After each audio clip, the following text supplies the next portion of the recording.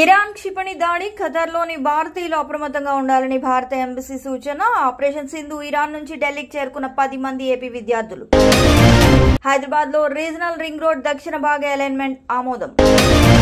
కాలేజ్లో తప్పులు, విద్యార్థులకు ఇబ్బంది ఇవ్వొద్దు అని ఏపీ హైకోర్టు హెచ్చరిక. ఏపీ విద్యుత్ ఇంజనీర్ల సమ్మె, విద్యుత్ సరఫరాలో అంతరాయం. ఎయిర్ ఇండియా ఎక్స్ప్రెస్ ఢిల్లీకి తిరిగి శ్రీనగర్ ల్యాండింగ్ రద్దు. బనకచెర్ల ప్రాజెక్టుపై చంద్రబాబు విశ్లేషణ, తెలంగాణతో భాగస్వామ్యం సూచన. కరీంనగర్ తిరుపతి ప్రత్యేక రైలు సర్వీస్ కు unique green signal. Iran Israel ఉద్రిక్తతలు, యుఎస్ డాలర్ అస్థిరత నేపథ్యంలో స్వల్పంగా తగ్గిన బంగారం, వెండి ధరలు.